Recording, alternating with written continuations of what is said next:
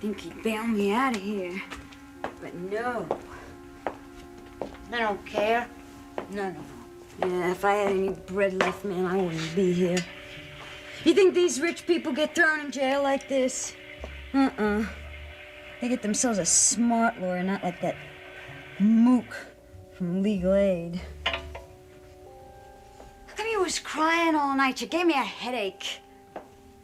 I don't know what's gonna happen to me. Well, who the hell does?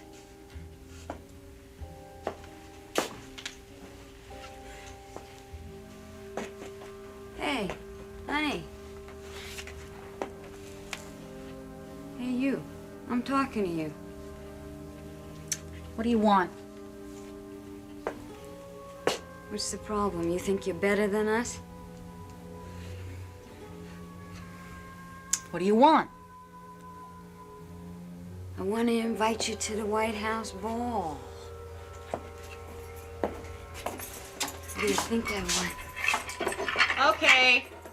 Time for breakfast. Come on, let's move it. Hey, I said it's time for breakfast. You coming? I'm not hungry. Okay, let's go.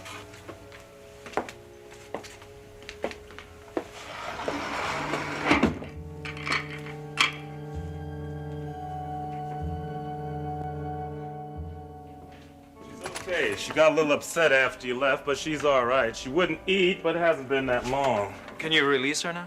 We'll have to process it. If it doesn't take too long. She was pretty upset. A lot of people get upset when they get arrested. Maybe she should learn not to drink while driving. Maybe then she'd keep out of accidents. I'll bring her in. You can talk to her in here. Thanks.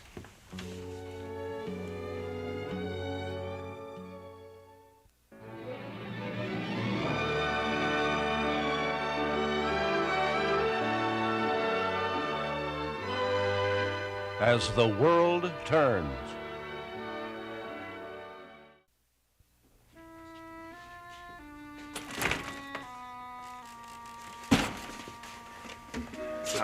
Sorry to keep you waiting, Mr. Hughes. What was the problem? No problem. She just wasn't sure she wanted to see you. Well, may I speak to my client now, please? Sure. I'm sorry if you had a bad night. I'm fine. I'm sorry about the car. Well, at least nobody was hurt.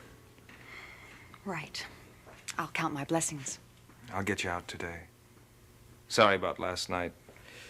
If it had been your first offense, I think the judge would have been willing to come down. But it wasn't. Sheila, there was something I wanted to say to you last night, but I didn't think you were in any condition to listen. You loaned me your uncle's car. I cracked it up. I'm sorry. The car was the least of it. You could have gotten yourself killed or hurt someone else. Sheila, I know you were upset yesterday. I'm sorry if I had anything to do with it. But it's no excuse to drive a car when you're drunk. I'm not making excuses. Now, you said some things yesterday. I had a couple of drinks yesterday. I said a lot of things, but I didn't mean them. Oh, I think you did. Sheila, I know you've had a rough life, but a lot of people have. It's no excuse to justify this type of self-destructive behavior. Tom, I said I'm not making excuses, and I'm not trying to justify anything either. I simply had too much to drink. But I don't want this to happen again. Don't you understand? I'm concerned about you. I don't want you to mess up your life. I'm not going to. And you can tell your uncle I'll pay for the car. What else can I do? Look, I'd just like to get out of here and go home. Now, can you take care of that for me? Or not? Melinda, would you please put these books out there for me? Okay, where?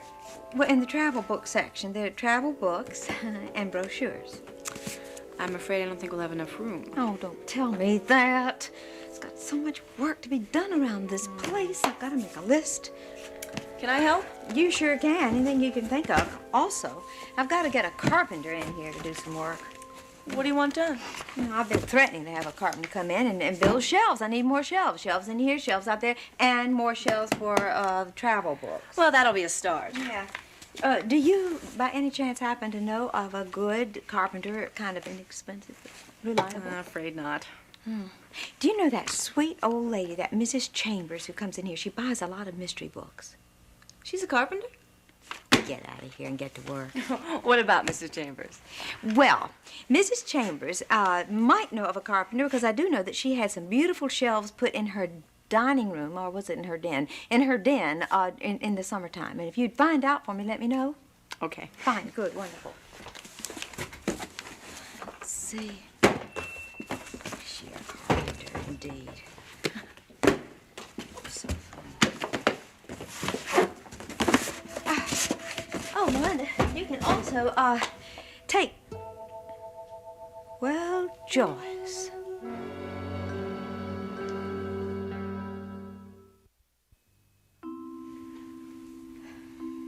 Hello, Lisa. I heard you were back in town. Well, yes. I have an apartment on Grand Avenue. I'm just about settled in there, and... You know, you look nice. I mean, you look very pretty. Why did you come back? Look, Lisa, I know how you feel about me. I know that I've hurt a lot of people. I'm not trying to, make excuses for it. But what I'm trying to do, I am trying to make amends if I can. Why in the world didn't you let us know you were alive? I was afraid, and I was so ashamed. Yeah, well, that makes a lot of sense. Do you realize what you put Donald through? I mean, if you had any consideration for him whatsoever, you should have at least let him know that you were alive and well. I think that would have been thoughtful of you because he hasn't known how to live his life. He hasn't known how to conduct his life in any form or fashion. And now that you're back, you've really made it difficult for him. I know. But I've talked to him and I've explained to him I don't want to interfere in his life. Lisa, I want Donald to be happy. Mary, too. Yeah, he certainly is lucky he found her because I'm telling you, after all he's gone through. I know. You know they're going to be married. Is that why you came back here? Well, no, I don't know. How could I know that? Well, you could have read it in the paper. Yeah, it was in all the papers. You probably read it in the San Francisco paper when you were out there. No, I didn't. I didn't know about it until I talked to Nancy. Oh, well, that must have been a shock. Hardly, no. I didn't expect Donald to be waiting for me to come back. All right. Why are you here to see me? I would really like to know. Maybe you want to buy a book. How about a book on criminal law? That might be very interesting to you at this particular point in your life. I guess you feel I deserve anything you want to say to me. Well, you know, you almost killed a man. You know, Donald could be dead. He could be a helpless cripple for the rest of his life, too, but he's not. I was sick. Well, that's always a good excuse, isn't it? No, I'm not trying to make an excuse. I'm just trying to explain. I was unhappy, I was confused, but mostly I was terribly ill. I tell you, there's so many people that are unhappy and miserable about things and sick, but they don't go around shooting people. I don't know what to do. I mean, I don't know how to get to you. Don't let me explain it to you. Try to understand. Lisa, I've been under the care of a psychiatrist. Oh, you've been to a psychiatrist? Wonderful. I'm sure we'll hear a lot about a psychiatrist. You'll have a better idea. Why don't you see a lawyer, a good one, who's going to keep you out of jail? Have you tried to contact Grant? Have you tried to really get a little help from him? Lisa, you are wrong about me. If I wanted to escape punishment for what I've done, I wouldn't have come back. If I have to go to prison, I'm ready to accept that. Do you think that by going to prison, that is going to help all the people you've hurt? Is that your idea of making amends? And what do you think I should do? Oh, I think you should leave town. In fact, I think that'd be a jolly good idea is for you to get out of town. Not everyone is as unforgiving as you are. Well, I happen to know you very well, and I know that you do not and you never have had a conscience and you do not care about anybody but yourself, Joyce. That was true once. It's not true anymore. Now, why Why are you looking at me like that? I just don't understand how you could possibly have the nerve to come back to town. Why? Because I can't run forever. Well, you do sound different and act that way and talk differently. I am different. No, you're not. You're just clever. And you always have been clever. And you have never fooled me, and you never will. Never. There's obviously nothing I can say to you.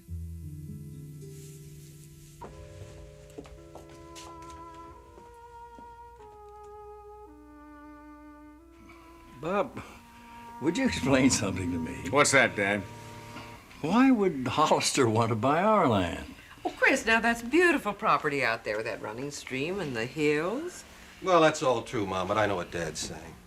You know, we've never gotten a decent return from that property. You can't farm it. It's too far out to build on. The most we've ever gotten from it has come from leasing the grazing rights to old Sam Edmonton. By the way, that lease is up this year and he doesn't want to renew it. Which means the land won't even earn the property taxes now. Hollister wants to use the property for raising quarter horses. He says there's enough good pasture out there to graze them. How do you feel about this, Dad? Well, I don't know. You know, Pa loved that place.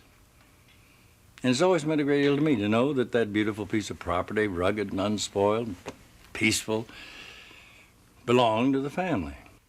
But on the other hand, when was the last time any one of us has been out there? Dad, I've been out there, and it's still beautiful. Well, I haven't been out there in so long, I can't tell you. Well, it's true we don't use it much anymore, but that could change. Our grandchildren, and maybe we'll have some more grandchildren, and that might turn out to be very valuable to them someday.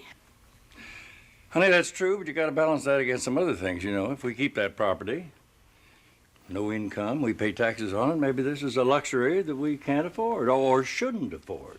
Well, I'm as concerned about the children in the family as anyone. You know, I want to adopt Teddy, and that means I'll have a son old enough to ride. But it seems to me that if we get a good price for the land, and we don't have to pay taxes on it anymore, we'll be able to do more for the children with the savings than we will with that land. Well, son, I guess we know how you feel about it. Yes. I'm for selling it if we get a good price. How about you, Dad? Well, I'm inclined to go along with you. I just don't want to see your mother unhappy about it. Oh, I don't know what to say. Land like that is irreplaceable. Mom, can I give you an argument? By all means. Well, I think the land is very beautiful, too. And I know we all have a very special feeling because of Grandpa.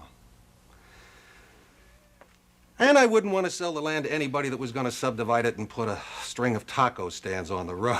Well, that's a relief anyway. Well, now, I'm serious about this. Let's consider who the buyer is. Hollister has a family that has roots in this town, and he loves the land. Lisa told Bob that he appreciates its beauty as much as anybody. And raising horses on that land, what better use could you put that land to? That's true. I mean, actually, he would make better use of that land than we're making of it right now. Bob, you haven't said anything. I just have a gut feeling that we shouldn't sell it. Well, gut feelings can mean something. Can you elaborate on that? I mean, it's no big argument. It's just this family's owned that property for a long time. Once we sell it, that's it. Maybe someday it will be useful. Oh, come on, Bob. We've had that property for a long time. Hasn't been useful yet. I can't argue with you, Donald. I guess it's just that I don't want to sell it, but if the rest of you feel that way... Look, what do you say to this?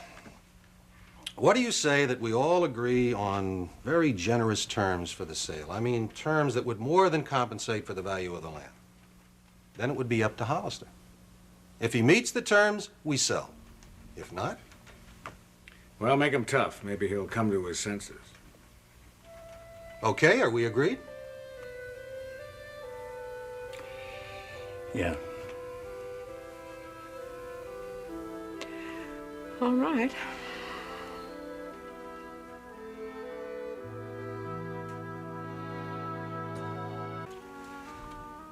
Hello, Joyce. Oh, Bob. Come on in. Thank you. I guess Donald told you that I'm back in town. Yes, he did. Joyce, I'm very glad that you're all right. Thank you. Oh, well, anyway, I don't want to take up much of your time. No, I just came by to give you this. Bob, that's for the car. The car? Mm-hmm. Joyce, the insurance company paid me for the car. I really don't want this. Okay. Finding it very difficult to pay back debts. Sometimes it is. I know there are some people that will never trust me again. They'll never believe me. Not that I blame them. I better go now. No, wait. I'm glad you stopped by because I was going to call you today. Do you have a minute? Yes, I guess so. Well, good. I've been talking to Donald. Because you must know how relieved he is that you're all right. But he is faced with some decisions that have to be made. I know. You know he plans to marry Mary. Yes, I talked to him. Bob, I've told Donald I haven't come back to interfere in his plans. I really want Don to be happy. And I am so grateful that he's well. He told me that you've been living in San Francisco, and you were being treated by a psychiatrist there. Yes. He'd like to know more about that.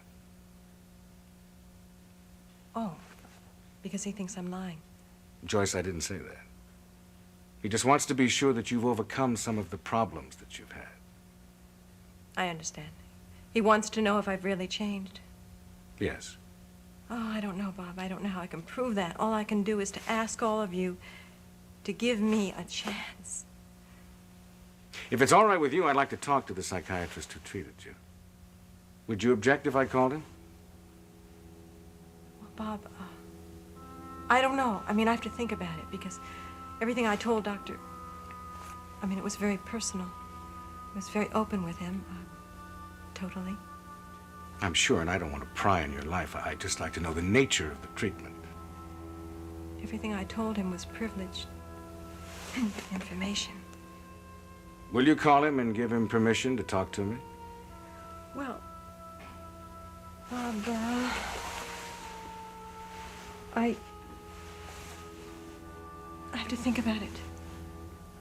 Joyce, put yourself in Donald's place. And I think you can understand why. Well, yes, maybe so. Will you call me? Yes, of course. Goodbye. Goodbye.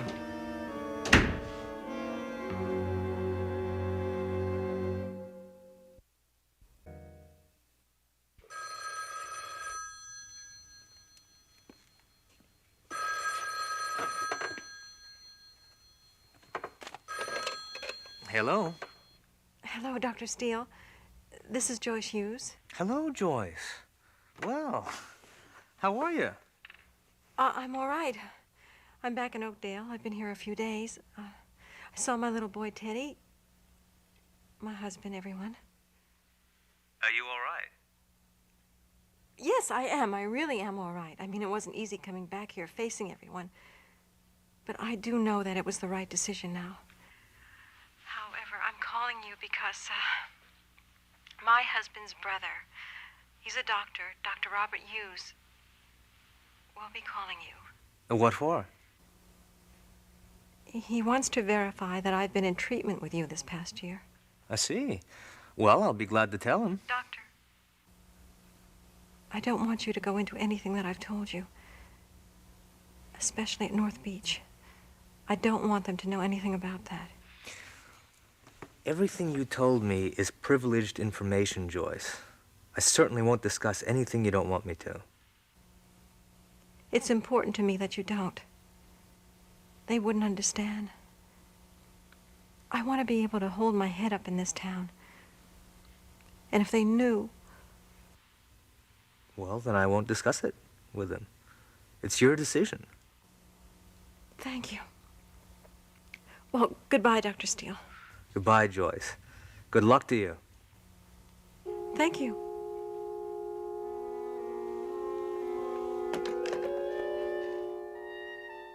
Well, I think before Mr. Hollister comes in, we better see if we're in full agreement on this. Now, are these terms that we've outlined acceptable to each of you? May I look at them again, Dan? Sure I can. I just hope Hollister doesn't back out. Well, if he does, that'll decide it.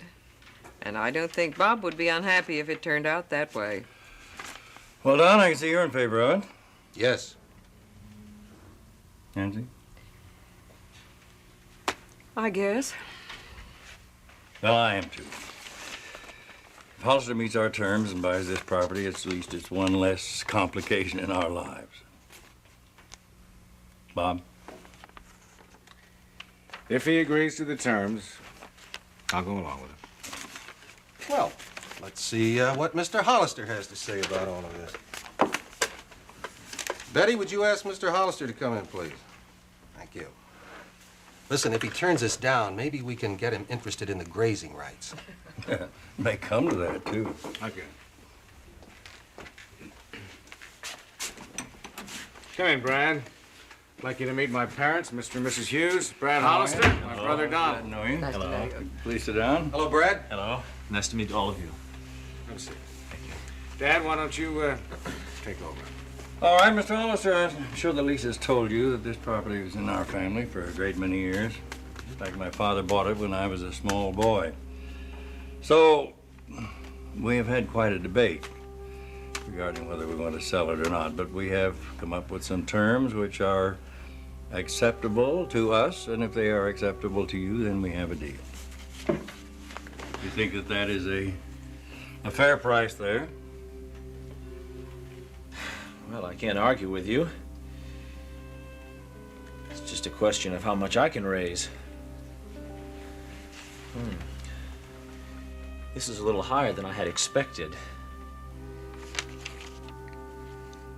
I think I can raise it. I think my brother would be willing to help me. The taxes, what about the taxes? Oh, they're on the first page. Yeah, they'll be prorated, of course. That's standard procedure. And the right-of-way, is there any problem with that? No, no problem. That just has to be clarified is all. I see. Well, as long as there's no real problem then. The mineral rights. Yes, you get full mineral rights. It's fine.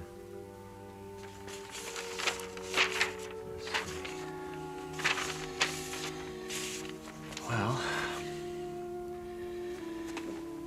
all right, I'll accept this. It's a deal. We will, of course, want to bind it. Of course. Well, where do I sign? There on the form there. It's marked out. Oh, yes, thanks. Thank you. And I can write you a check for that binder? Uh-huh. Let me see, I have one here. Make out the check to Christopher Hughes. Okay.